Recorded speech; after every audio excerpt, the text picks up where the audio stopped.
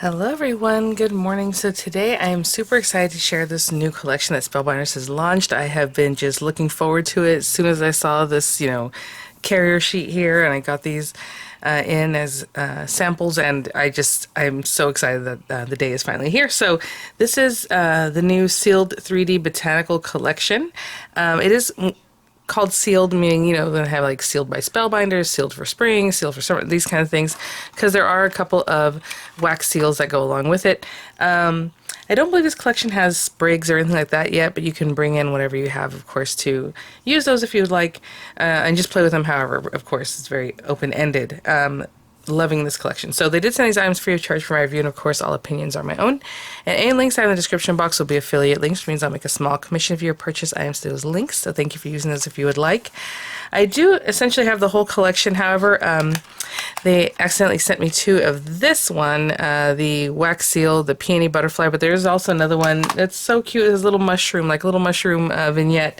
I believe it's called forest mushrooms. So let's start here, and then we'll get to what I think is the meat and potatoes of this guy, these here. But beautiful, beautiful, beautiful.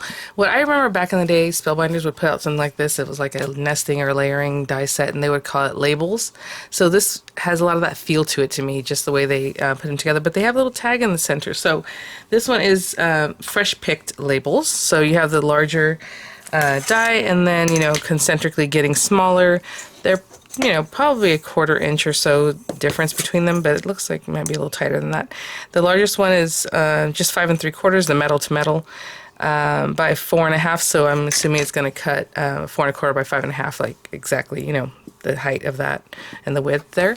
So we have that guy, and then they go in, and the last two are basically tags. So this one has a little hole for it, and then you have a matte layer, which would be really cute to use, just if something you maybe stamped, or just like a pretty pattern paper, or something you emboss. I think it's really lovely. So they all have that kind of thing in the very center. This is the arch labels. Super cute. I really feel like this goes along with the little mushroom kind of designs. I don't know, I just like the shape of this one. Again, tons of dies. I mean, I don't know if 2, 4, 6, 8, 10, 12, 14 dies on this one. 2, 4, 6, 8, 10 on this one. So as you can see, it's slightly different as far as the amount of dies, the closeness of the layering effect, right? They're all going to be essentially cutting something that is, 5 1/2 by 4 1/4 at the deepest. Yes, and then the metal to metal is just a little bit larger than that. And then this guy echoes the shape of one of these cut and emboss folders, and I'll show you that in just a moment. These scallop labels, and again, remember the last two make a tag. And this is just lovely. Again, you're going to have the 5 1/2 by 4 1/4, a little bit larger metal to metal, all the way in. So this one has 2, 4, 6, 8, 10, 11 dies in it, okay, from my count. Really nice shape. I love this. So I really love these essentials, and I'm super happy to have these. They're going to be really great. Now, let's check out these guys. So, wax seals. So again, they have that 3D wax seal kind of look to them. This one kind of popped up on the bottom, so let me bring it out. This one's an oval shape. I believe they both are oval shape. And then again, the other one has like this little 3D mushrooms, and they're super adorable. So it's definitely something I'm going to pick up myself. But look at this, the beautiful butterfly and that peony, and then the leaves. And it's just like sculpted more than just like in, down, out, how some designs might look, right? Even though it's lovely, it's very flat. This one has shape to it. So I am showing the whole collection. I don't know what I'm going to play with today, but I do want to show it to you. I'll have it linked as all of the new collections are out today. I believe there are 2 collections, 3, sorry, 3. Oh, that reminds me. One more thing I want to show you in the same video are these guys, the new color essential gems. So let me make sure I have them all. Put them to the side here so I remember. So I have those. I will have these guys, I believe, for this time around. But there are 2 other collections, Tunnelscapes and Fair Winds. So you can definitely check those out. But I usually have a link for all the collections, and then just specifically this collection, whatever I'm showing you today. Look at these guys, 3D emboss and cut folders, you guys. They look like, like ceramic tiles, like something just amazing. So this is what the packaging actually looks like. You know, I have samples, and like this one's very much a sample. This one is packaged the way you would receive it. Nest die along lines and folders, set cardstock in place, and close. Run through the die cutting machine and emboss and cuts at the same time. So what Spellbinders does that's really different and special, this one's called Floral for You, is that they put the dies separately, so you can just emboss, you know, maybe you want it to be the whole piece of cardstock that you're going to use on the front of your card or something, so you can have a whole piece, and then it'll emboss this into it. But if you nestle these guys in, then you're going to cut and emboss that plate, what it looked like on the front. And that's what I want to call it, like a plate. It looks really cool. So, oh, one of them's a tag. I love that. Yes, yes, yes, that's right. As you saw on the cover there, one of them says for you, but look at the beautiful peonies. The butterfly, again, really harkening back to the wax seal. I wish I had the mushroom one to show you guys because it is so cute, but okay, so then you have that guy. And then, let's say you just want to make a tag or however, so you can go ahead and get this guy out. And I don't know if you've noticed most 3D cut and emboss folders, after a while, if they come away, it's literally just a die and the folder. So they're just making it so that you're just going to place it when you want to use it. Right? I would place it down like this, put your paper, close it up, run it through, and now it's going to cut that whole thing for you. You can, of course, do the whole thing, put a whole piece of paper, and just get 3 at once. Really, really awesome. Let me give you some sizing on that, though. I really want to stick to my magnetic mat here. Metal to metal is just under 5 inches, just under 5 inches, and the other direction about 4. So, you know, your little plate that it cuts out is going to be a little bit smaller than that. Again, this is a 3D folder also, so I mean there's just a lot going on. I love the way that feels. I put that one to the side. And this one, the mushroom one, oh my gosh, it's so cute. Let me get the name of that for you. It's called Mushrooms From Me to You. And, oh, that's why, because the little tag that it makes says From Me to You on it.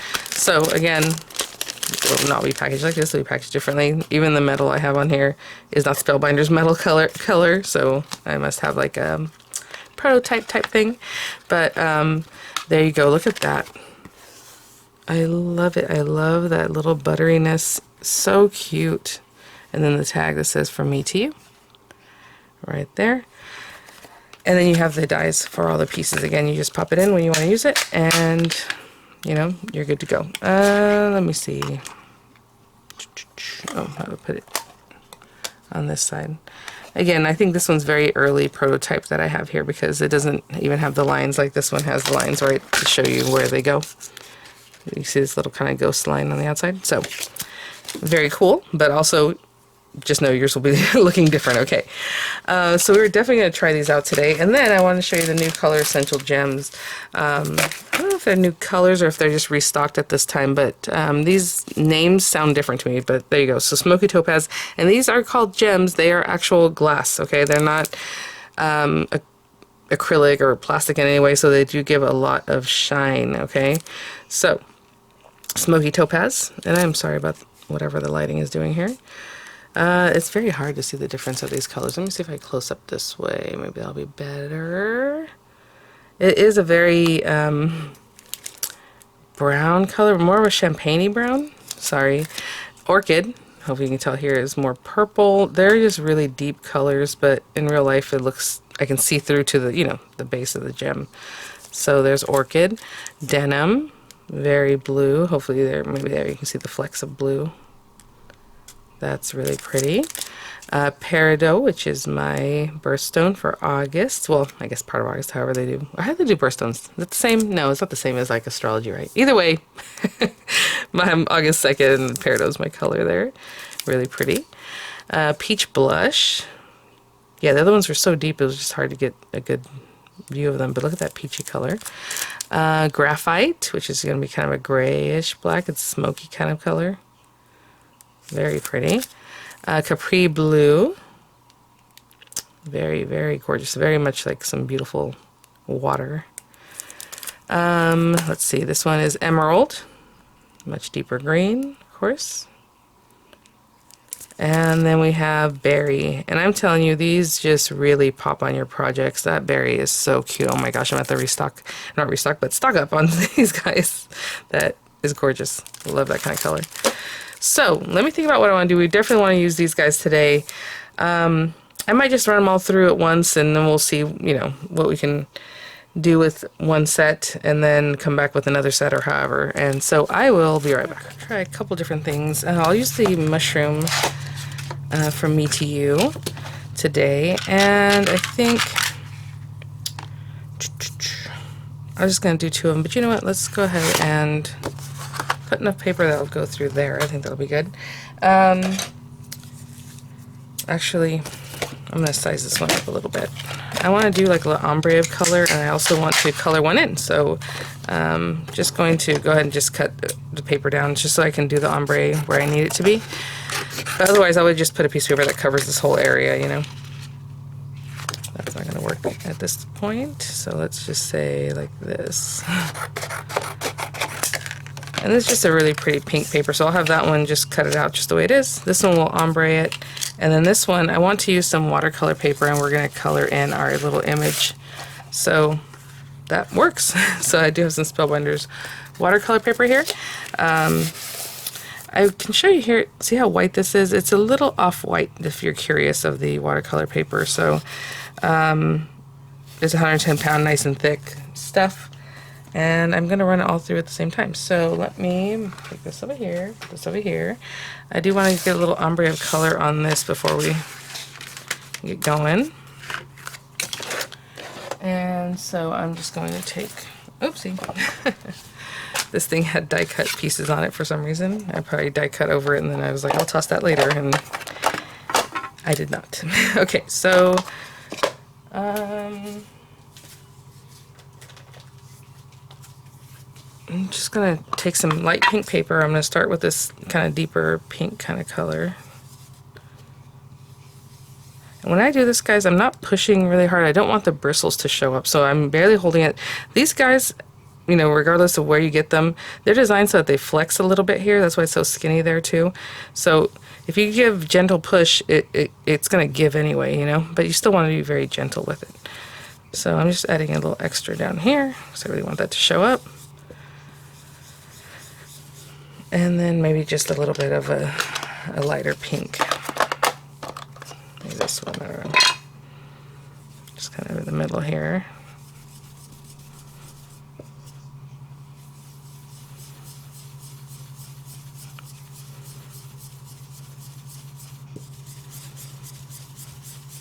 Just giving it a little bit harder down at the bottom there. And I think that'll be it. So just a little ombre of some colors. And that is that for that one. Let's put this up.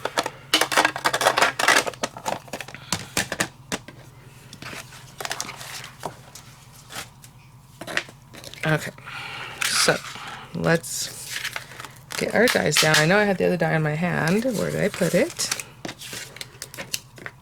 Oh, it went all the way under a machine I have over here. Okay, so I'm placing, oh, sorry, where were they? Oh, here.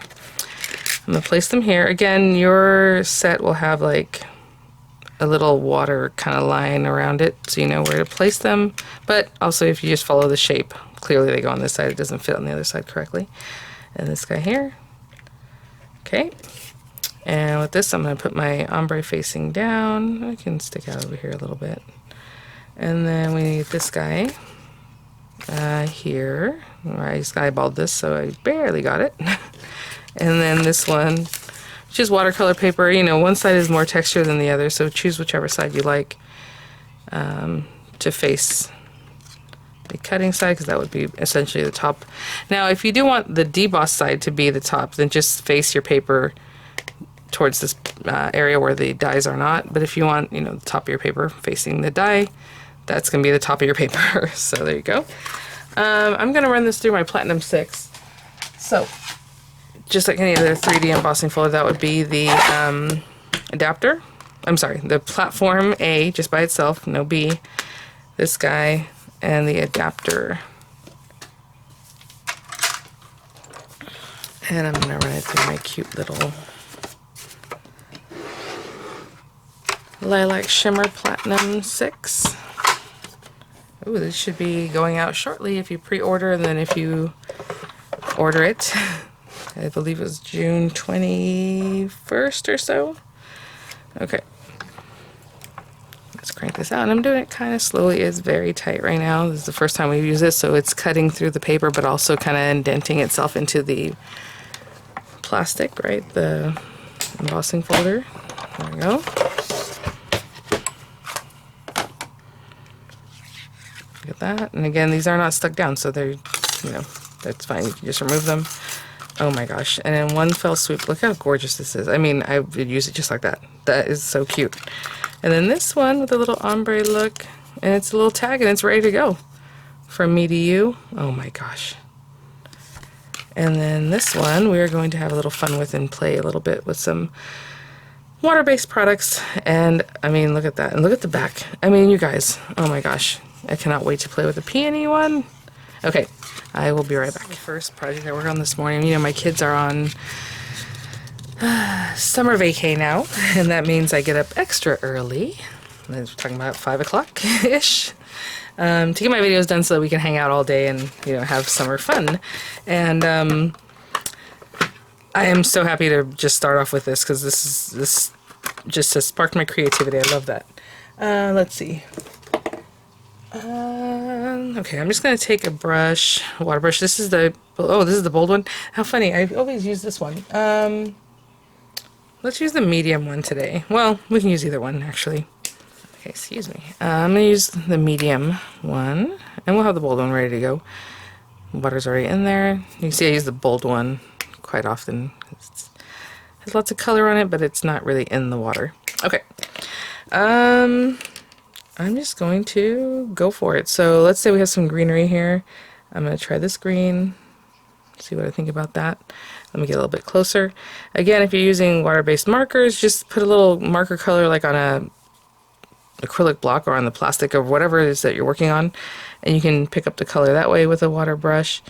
I'm just going to go in and just kind of follow along our little shapes here. You know, there's some greenery here, of course. It's a fern. And I can just add a little color. I mean, you can definitely be more artistic about it as far as like really doing your shading and your highlights and all that. But I usually, with leaves, I'll start at the base and then pull up towards the tip, so that way the base of the leaf is darker than when I get to this top part. And I'm just letting my brush kind of hit the very top of whatever's going on here. So there's a couple other greeneries here. Like I'll just pick up this different kind of green to come up this little flower. And yeah, I'm just letting this kind of hit the texture of that. So I'm going to go back into this kind of olive green here.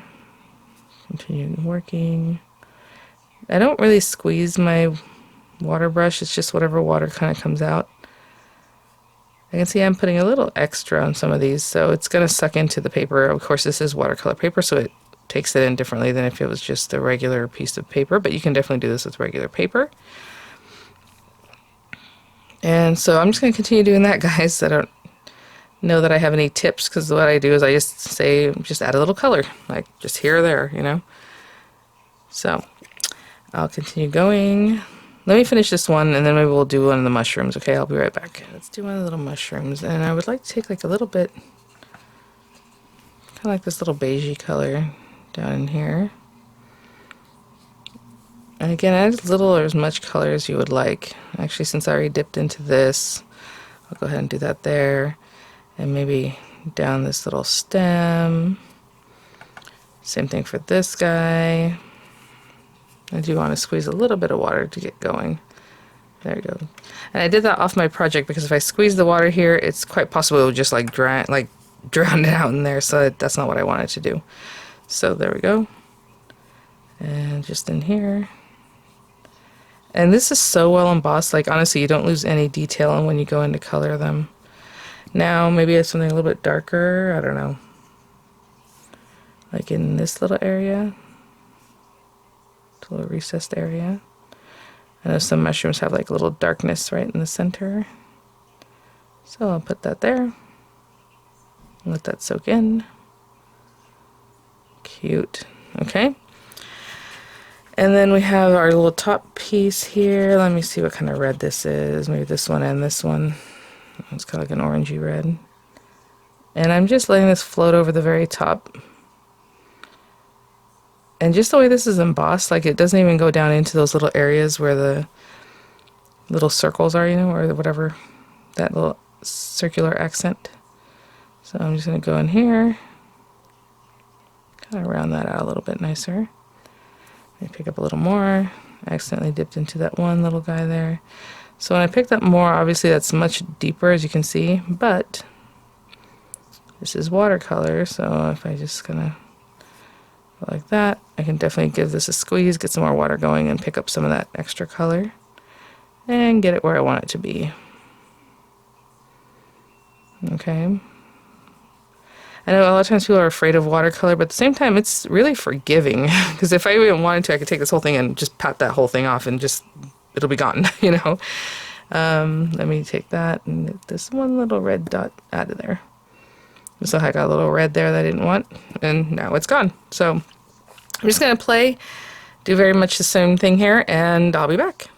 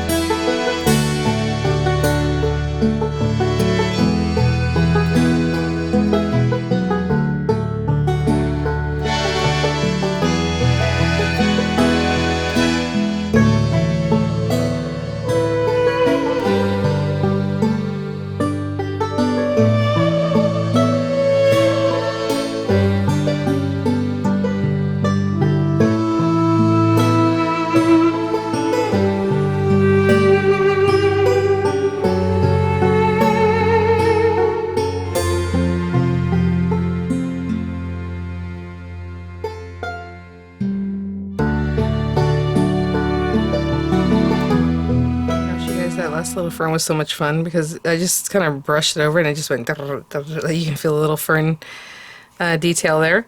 Super cool. Okay, so, you know, that looks really pretty. I think I want to stop there, but you know, I always want to add like a blue background.